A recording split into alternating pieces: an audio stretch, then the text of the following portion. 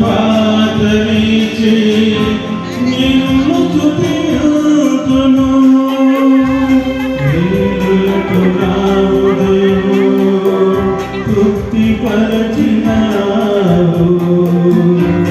రక్షణ పాదరించి నిన్ను స్తుతింతును ఇశ్రాయేలు దేవుడా నా రక్షణ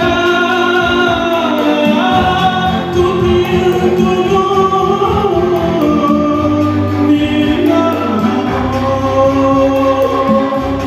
ఇశ్రాయేలు దేవుడా నా రక్షణ స్తుతింతును నీ నామము ఊహించలేని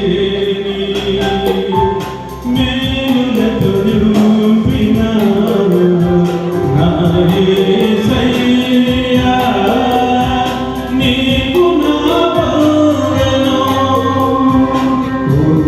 ఊహించలేని మేలులతో నింపినావు నా యేసయ్యా నీకు నా వందనం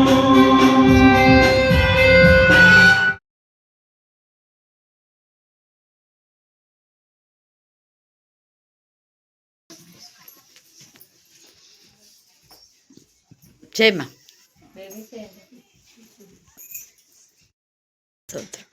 దయగల మహారాజా, దయగల మహారాజా, థ్యాంక్ యూ. ప్రభువా నీ ఉన్నతమైన నామములకు ఇదిగో నీ శ్రేష్టమైన నామములకు వందనములు వందనములు ప్రభువా. Thank you. నాయనా నువ్వు గొప్ప దేవుడవు ప్రభువా, అనువాడవు ఉన్నవాడవు చూచుచున్న దేవా, స్తోత్రం. అబ్రహాముల ఇస్సాకుల యాకోబుల దేవా, నా పితరుల తండ్రి, నీకే సమస్తము మహిమ ఘనత కీర్తి కలుగునుగాక తండ్రి. నాయనా ఇదిగో మేము చిన్న కూడికగా మేము ప్రభువా నాయన ఇద్దరు ముగ్గురు నీ నామమున ఎక్కడైతే ఉంటారో నేను ఉంటానన్న నా దేవా నీకు వందనములు స్తోత్రములు నాయన. ఆయా ప్రభువా నాయన ఇదిగో సంతోషంగా ప్రభువా ఇదిగో ఎలిషమ్మను ఇదిగో ఇశ్రాయేలును వాళ్ళకి ఇచ్చిన గర్భఫల సంతానాన్ని దీవించండి ప్రభువా. అయా నువ్వు గొప్ప దేవుడవు తండ్రి నాయన. అందుపట్ల మేము ఈ కూడిక మేము ఏర్పాటు చేసుకున్నామయ్యా. అయానికి వందనములు స్తోత్రములు నాయన. ఇదిగో మా ప్రభువా మా ప్రయామందు మీ కృపాస్తంభించినందుకు నీకు వందనములు ప్రభువా. అయానికి వందనములు. ఆయా ఇక్కడ అమ్మవారందు కుసుకున్న వాళ్ళందు వాళ్ళ కుటుంబమందు నాయన మీ కృపా దీవెనలు కలగచేయండి నాయన. నాయన ఆమె పట్ల మాకు ఏవైనా మాటలు మీ ద్వారా మేము మాకు పలికించండి ప్రభువా. అయానికి వందనములు స్తోత్రములు నాయన. ఇక్కడ తలలు వంచిన ప్రతి బిడ్డని పేరు పేరున మీ కృపాహస్తంలతో మీరు ముట్టమని త్వరగా మధ్యలో రానైన నజరేయుడైన యేసు నామములో అడుగుతూ వేడుతూ బతిమాలుతున్న పరిశుద్ధ తండ్రి. ఆమేన్ ఆమేన్ ఆమేన్. నన్ను నడిపించిన అవిధేయతలే ఆవరించిన దీవెనలెన్నో దయచేసిన లోకములెన్నో దాని దాతృత్వములో నన్ను నడిపించిన అవిధేయతలే ఆవరించిన దీవెనలెన్నో దయచేసిన దీవించిన దేవా నీకే స్తోత్రము. దయ చూపిన తండ్రి నీకే స్తోత్రము. దీవించిన దేవా నీకే స్తోత్రము. దయ చూపిన తండ్రి నీకే స్తోత్రము. గడచిన కాలం కృపలో మమ్ము. ఎలిజబెత్ కుమారుని కనెను. అప్పుడు ప్రభువు ఆమె మీద మహాకనికరం ఉంచెను. ఆమె పొరుగు వారును బంధువును విని ఆమెతో కూడా సంతోషించిరి. 8వ దినమున వారు ఆ శిశువుకు సున్నతి చేయవచ్చి తండ్రి పేరును బట్టి జకర్యా అని పేరు వానికి పెట్టుకోచుండగా తల్లి అలాగు వద్దు, వానికి యెహోవాను పేరు పెట్టవలనని చెప్పాను, యోహానని పేరు పెట్టవలని చెప్పాను. అందుకు వారు నీ బంధువులలో ఆ పేరు గల వాడెవడును లేడే అని ఆమెతో చెప్పి వానికి ఆ పేరు పెట్టుగొరుచున్నావని వాని తండ్రికి సంజ్ఞలు చేసి అడిగిరి. అతను ప్రాత పలక తెమ్మని వాని పేరు యెహోవాని వ్రాసెను, యోహానని వ్రాసెను. అందుకు వారందరూ ఆశ్చర్యపడిరి. వెంటనే అతని నోరు తెరవబడి నాలుక సడలి అతడు దేవుని స్తుతించుచు మాటలాడసాగాను. అందును బట్టి వారి చుట్టుపట్ల కాపురం ఉన్న వారందరికీ భయం కలిగెను. ఆ సంగతులన్నీ యూదయ కొండ సీమలందట ప్రచురమాయెను. ప్రభువు హస్తము అతనికి తోడై ఉండెను కనుక ఆ సంగతులన్నీ గూర్చి విని వారందరూ ఈ బిడ్డ ఎలాంటి వాడగను అని వాటిని మనసులో ఉంచుకొని మరియు తండ్రి జకర్యా పరిశుద్ధాత్మ పూర్ణుడై ఉన్నట్లు ప్రసవించాను. ప్రేమ మహదేశం బట్టి మన ఆయన ప్రశస్తమైన మీ సన్నిధానములకు వధింపబడిన గొర్రెపిల్ల రక్తానికి ఎంత సృజించా కూడా తక్కువే నా ప్రభా. ఈ యొక్క దినం నీకు మహిమకరమైన విధానంలో ఎలిషమ్మ జీవితంలో ఎంతో మేలులు, అద్భుత కార్యాలు, ఆశ్చర్యకార్యాలు, వింతకార్యాలు, గొప్ప కార్యాలు, సూచక్రియలు మీరు చేశారు దేవా. మా తండ్రి మీ బిడ్డల యొక్క కన్నీటిని మీరు తుడిచిన విధానం బట్టి మీకు వందనాలు చెల్లిస్తున్నాం దేవా. కన్నీరు మీ కబలలో మీరు దాచుకున్న విధానం బట్టి మీకు వందనాలు చెల్లిస్తున్నాం. దుఃఖ దినములు సమాప్తి చేసిన విధానం బట్టి మీకు వందనాలు చెల్లిస్తున్నాం దేవా. ఈ కుటుంబంలో మీరు సంతోష, సమాధానం, నెమ్మదిని దేవా కలుగ చేసిన విధానం బట్టి మీకు వందనాలు చెల్లిస్తున్నాం. వాక్యంలో వాక్శక్తిగా మీరు మార్చండి. వాక్యం బయలు వెళ్ళుచున్నప్పుడే ఆత్మీయ, మానసిక, శారీరక రుగ్మత నుంచి విడిపించమని ప్రార్థిస్తున్నాం. వాక్యం ద్వారా ధైర్యపరచండి, వాక్యం ద్వారా బలపరచండి, వాక్యం ద్వారా నూతన బలం, నూతన శక్తి మీరు దాయిచండి దేవా. పుట్టిన శిశువు మాత్రమే దేవా నీకు మహిమకరమైన విధానంలో జ్ఞానమేందు, వయస్సేందు, దేవుని దయందు, మనిషి ఎందు పెంపాలాగున మీ కృపా సామ్రాజ్యమని ప్రార్థిస్తున్నాం దేవా. మీకే స్తోత్రం, మీకే స్తోత్రం, మీకే స్తోత్రం దేవా. ఈ కుమారుని బట్టి ఈ కుటుంబంలో నా ప్రతి బలహీనతలు మీరు లయపరచమని ప్రార్థిస్తున్నాం. స్తోత్రం. శుభకరమైన ఆనవాళ్ళు మీరు చూపించినందుకు మేము స్తుతిస్తూ దేవా మా ప్రభా. మరి మార్తమ్మక్కను బట్టి నా తండ్రి దేవా, అలాగనే దేవా ఎలిషమ్మ భర్తను బట్టి నా ప్రభా, ఎల్లేశ్వరి వారి యొక్క కుటుంబాన్ని బట్టి, కోడ్ము నుంచి వచ్చినటువంటి నా ప్రభా ప్రతి ఒక్కరిని వారి కుటుంబాలను మీ ఆత్మశక్తితో మరి నింపండి తండ్రి. స్తోత్రం.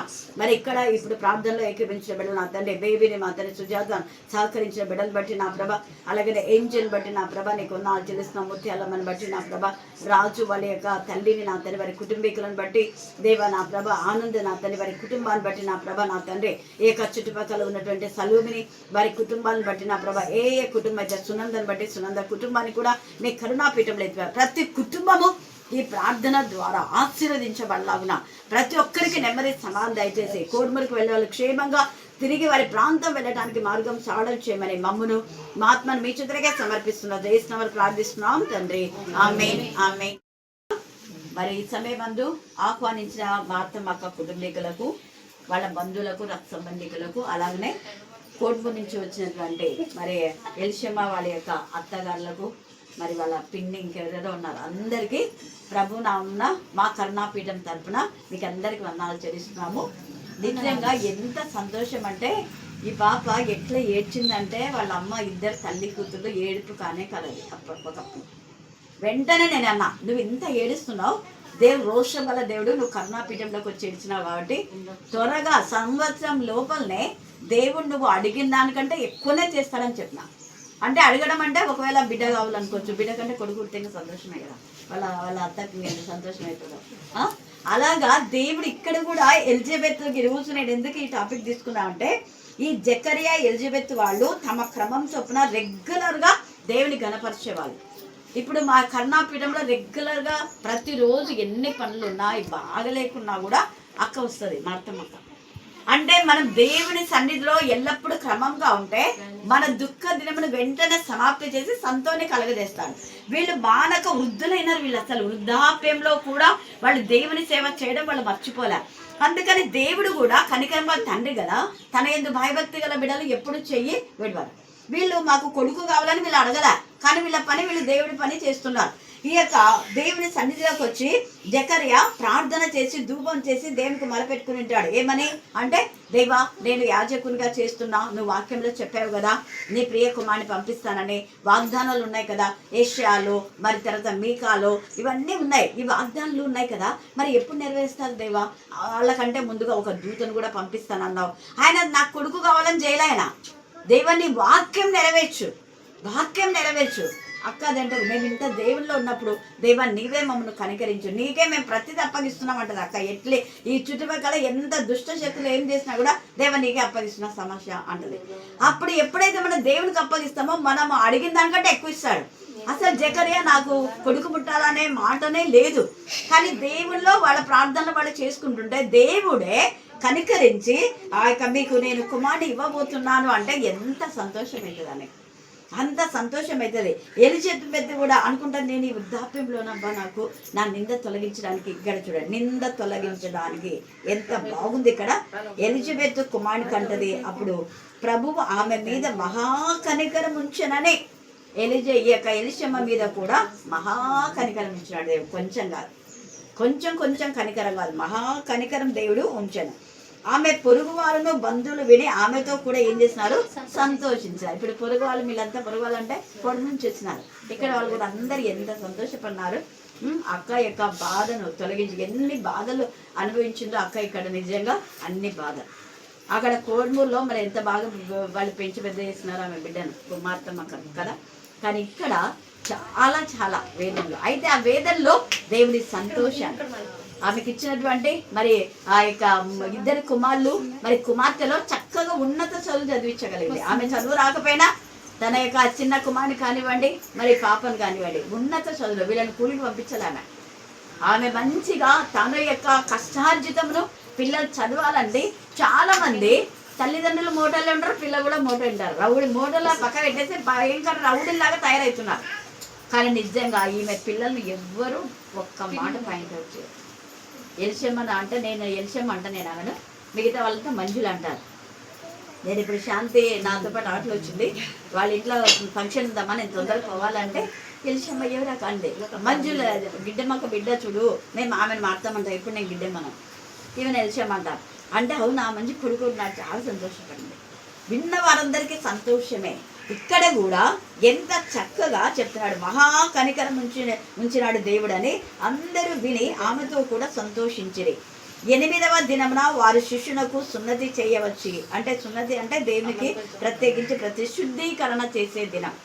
మరి ఈ రోజు కూడా అక్క శనివారం రోజు దేవుడు చేసినటువంటి మేలుని బట్టి కృతజ్ఞత కూటము మా ఇంట్లో ఏర్పాటు చేసిన మాకంటే దేవుని స్తుతిస్తున్నాం. దేవుడు చేసిన మేళలో దేనిని మనం ఒకరు వీళ్ళు కూడా దేవుని పిల్లలతో సహా ఆ కుమారుని తీసుకొచ్చి మరి ఎంతగానో వాళ్ళు ఆనందిస్తున్నారు. ఆ కుమారునికి పేరు పెట్టినారు యోహాన్ అని, అంటే బ్యాప్టిజం ఇచ్చు యోహాన్ అనమాట. అయితే ఈ బ్యాప్టిజం ఇచ్చు యోహాన్ బట్టి అనేకులు ఎంత సంతోషపడ్డారంటే అంత సంతోషపడ్డారు. ఇక్కడ కూడా సంతోషం, నిజంగా ఎంత సంతోషం అంటే అంత సంతోషం అన్నమాట. మరి ఎలిషమ్మ యొక్క ఇచ్చినటువంటి ఆ యొక్క ప్రసవ సమయంలో కూడా దేవుడు ఎంతగా బిడ్డను ఆశీర్వదించిన అంటే అంత ఆశీర్వదించినాడు. ఆశీర్వాదానికి కారకురాలైపోయింది. హల్లెలూయా హల్లెలూయా హల్లెలూయా హల్లెలూయా హల్లెలూయా. దీనికి అంత కారణం అక్క రెగ్యులర్ గా కరుణాపీఠంలోకి ఆమె ఎవరు ఎన్ని చెప్పినా కూడా ఆమె బాగా పాడుతుందని వచ్చి ఏం నువ్వు ఈడ రా చర్చికి రా అంటే మాకు దేవుడు చిన్నప్పటి నుంచి ఎక్కడ మేలు చేస్తున్నాడో అక్కడే ఉంటా, అది కృతజ్ఞత. చాలా మంది ఉంటారు అట్లా విశ్వాసఘాతకులైపోతుంటారు. ఈమెను బట్టి నేర్చుకోవాల్సింది విశ్వాసం. నిజంగా దేవుని పట్ల ఆమెకున్న నమ్మకాన్ని ఎంతమంది ఎన్ని చెప్పినా కూడా వినదు. మనమైతే ఎక్కడెక్కడ పెద్ద సంఘం బాగా ఎక్కువ మంది వస్తే వాళ్ళందరిలో మనం పాడాలా, వాళ్ళందరిలో మనం గొప్ప ఇప్పించుకోవాలని పెద్ద సంఘాలకు ఉరుకుతుంటూ పోతారు కదా. ఆమె ఎంతమంది పిలిచినా పోదు. అసలు సంఘం పాస్టే వచ్చి ఏమా బల పాడుతున్నావు నువ్వు చర్చిలో పాడొచ్చు అంటే లేదు సార్ మేము అప్పటి నుంచి. అంటే ఈ పాప చిన్నప్పటి నుంచి వాళ్ళ చిన్న కొడుకు చాలా నమ్మకం. వాడికి ఒకసారి తేలు కుట్టింది. తేలు కుడితే ఎవరైనా మందు పెట్టినాక మందు వాళ్ళ దగ్గరికి పోవాలి కదా. కానీ వాడు అల్లా టీచర్ దగ్గర తీసుకోబో మమ్మీ నన్ను అమ్మ టీచర్ దగ్గర తీసుకో. రాత్రి ఆ నీళ్ళలో కొరికింది. ఎంత నమ్మకం వాడికి అసలు చిన్న వయసు. అప్పుడు ఇంకా వాడు 2వ 3వ చదువుతున్నాడు అంతే. నాకు ఇప్పటికి బాగా గుర్తుంది. ఆ పాటలు వినేది అక్కడంతా వాళ్ళు బాగా చూసినాడు వాడు. అదే అప్పటి నుంచి ఆమెకు ఈ ఇంటికి పునాది వేసేటప్పుడు మళ్ళీ ఈ నమ్మకాన్ని మళ్ళీ యాకోబన్న ఏం చేస్తున్నాడు, వాళ్ళ అక్క ఇల్లు కట్టుకుంటుంటే అక్కను పిలుచుకొని ప్రార్థన చేయించుకోండి. ఆమె వచ్చి చెప్పింది నాకు. ఇక్కడ అది వాళ్ళ ఆడపడుతుంది కదా, ఆమె ఇంటికి వచ్చి ప్రేయర్ చేసి పెట్టించారంటే ఏమంతా నువ్వు ఎప్పుడు ప్రార్థనకి రావు భలే పిలుస్తూనే అంటే యాకోబు మా అక్కమ్మ ఎప్పుడైనా యుద్ధం అయిపోయింది, అక్కను పిలుచుకొని తొందరగా అవుతుంది నీళ్ళు చక్కగా కట్టుకుంది ఆమె కూడా. అంటే వాళ్ళ విశ్వాసాన్ని వేరే వాళ్ళలో చేస్తున్నారు. ఇక్కడ కూడా ఈ ఎలిజబెత్ తర్వాత జకరియా వాళ్ళ యొక్క నమ్మకత్వాన్ని బట్టి ఆశీర్వాదకరంగా పుట్టినటువంటి ఈ కుమారుడు అనేకులకు ఆశీర్వాదకరంగా ఉన్నాడు. ఈ రోజు నేను ఈ వాక్యం చెప్పగలుగుతున్నా అంటే మరి ఎలిసేమ కుమారుడు కూడా కోడుమూరులో అనేక మందికి ఆశీర్వాదకరంగా ఉంటాడని ఈ వాక్యం దేవుడు ఇక్కడ మనకు తెలియచేస్తున్నాడు. తర్వాత పరిశుద్ధాత్మతో నింపబడి వాళ్ళు ఏం మాట్లాడుతున్నారంటే, మరియు అతని తండ్రి అయిన జకరియా పరిశుద్ధాత్మ పూర్ణుడై ఇట్లా నేను ప్రభు అయిన ఇశ్రాయేలు దేవుడు స్తుతింపబడును గాక, ఆయన తన ప్రజలకు దర్శనమిచ్చి వారికి విమోచనము కలుగు దర్శనమిచ్చి. ఈ మాట నేను ఎందుకు చెప్తున్నా అంటే ఈ పాప ఏడ్చేటప్పుడు వెంటనే చెప్పిన నీకు ఖచ్చితంగా రత్న కూడా అంత ఏడ్చి ఆమె ఆ పాప రత్న అంటే వీళ్ళ బంధువే ఆ పాప కూడా అబార్షన్ అయ్యి కడుపులోనే చచ్చిపోయి 3 రోజులు ఉన్నా కూడా ఆమెకి ఏం కారణం ఒక్కటే, ఆ పిల్ల చిన్నప్పటి నుంచి నా దగ్గర పెరిగింది. డాక్టర్స్ షాక్ అయినంట, అసలు నువ్వు చచ్చిపోవాల్సింది 3 రోజులు పిల్ల చచ్చిపోతే నీకేమీ కూడా ఇది లేదా. అప్పుడు ఏడ్చింది చూడు, అప్పుడు నా అన్న ఆ పాప చిన్నప్పటి నుంచి నాకు పెరిగిన పిల్ల చెప్పుడు మాట్లాడి చచ్చిపోయింది. అన్ని రోజులు పోయినా కూడా ఒక్కటి కూడా ఆ పిల్లలో ఉన్న దుష్ట శత్రువు పోయిన. తర్వాత పశ్చాత్తాపడి వచ్చినాక అప్పుడు నేను అన్నా, ఇప్పుడు నీకు ఏడ్చింది, చాలా ఏడ్చి సాక్ష్యం చెప్పింది, నేను చేసిన తప్పక క్షమించు నన్ను అని తను ఒప్పుకొని నేను చేసిన పనికి 4 ఏళ్ళు మాకు ప్రార్థన సహవాసం లేదా పాప పెళ్ళైనప్పటి నుంచి 4 ఏళ్లకు నాకు 40 ఏళ్ళ శిక్ష దేవుడు పెట్టినాడని అందరు ఎదుట చెప్పింది. విన్నావు కదా, అందరు ఎదుట చెప్పి ఏడ్చింది, నాకు ఏడ్చింది. నేను వెంటనే అన్నప్పుడు చూడు ఎలిషమ్మ అదే ఏడ్చింది, ఆ పాపకు అదే చెప్పినా నీకు కూడా చెప్తున్నా చూడు, ఖచ్చితంగా దేవుడు మళ్ళా నీకు ఇస్తారు. పోయిన వాళ్ళని ఖచ్చితంగా మళ్ళీ సంవత్సరం లోపల చక్కటి పిల్ల పాప, కొడుకు కంటే చక్కగా ఉంది ఆ పిల్ల, అంత మంచి పిల్లలు. ఎందుకు చెప్తున్నా ఇవంటే మనం చేసిన తప్పులను ఒప్పుకొని పశ్చాత్తాపడి దేవుని సన్నిధికి వస్తే అది ఎంతైనా నమ్మదగిన దేవుడు, ఎంతైనా అంటే ఇంకా ఎంత అంటే అంత.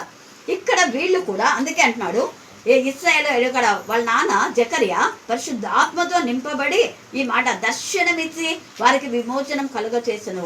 తన సేవకుడైన దావీదు వంశమును మన కొరకు రక్షణ శృంగము అనగా మన శత్రుల నుండి మనల్ని ద్వేషించి వారందరి చేతి నుండి తప్పించి రక్షణ కలుగు చేస్తున్నారు. వీళ్ళని శత్రువులు ఎంతమంది బాధ పెట్టినారో వాళ్ళందరి నోళ్ళు మూపించేలా దేవుడి కృపను కుమ్మరింపచేస్తున్నారు. అది అందుకనే ఇక్కడ వాక్యం ఎంత తేటగా మనతో మాట్లాడుతుంది. శత్రువుల నుండి మనల్ని ద్వేషించి వారందరి చేతి నుండి తప్పించి రక్షణ కలుగ చేసినారు. వాడు పుట్టిన ఆ టైంలోనే వీళ్ళొక సమస్య ప్రాబ్లం సాల్వ్ అయింది. వాడు పుట్టినరోజే వాళ్ళు ఇంకా నేను అంటున్నా ఏమోలే ఒకవేళ అక్క ఉంటే ఆడు ఉంటుంది వచ్చి మీ పనులు మీరు చేసుకోండి అంటే లేదు లెక్క తిరిగి వచ్చినాక మళ్ళీ చేసుకుంటాం మేము సెటిల్మెంట్ అని మంచిగా సెటిల్ అయ్యింది అద్భుత రీతిగా. ఏమేమో వాళ్ళ పైన గ్రడ్జ్ పెంచుకున్నారు, కోపం ఆవేశం అన్నీ మీకు కొన్ని తెలిసింటాయి. కానీ దేవుడు అన్నిటి నుంచి ఓవర్కమ్ చేసి అద్భుత కార్యం చేస్తున్నారు. ఎవరైతే వాళ్ళని అవమానపరిచిన వాళ్ళని తల దించుకునేలా దేవుడు చేస్తారు. ఎంతమంది వీళ్ళు ఏమేమో చేస్తున్నారు అమాయకులు వీళ్ళని పాపము. కానీ దేవుడు కనికరమ తండ్రి ఇదంతా కారణం ఒకటే నేను చెప్తా, అక్క ఎట్టి పరిస్థితుల్లో ప్రార్థన సహవాసం వదిలిపెట్టారు. ఎంత బాగలేకపోయినా వస్తుంది కర్ణపీఠంలో. నాకు మోకాల నొప్పులు ఉండక అవి కూడా పోయినని చెప్తాను.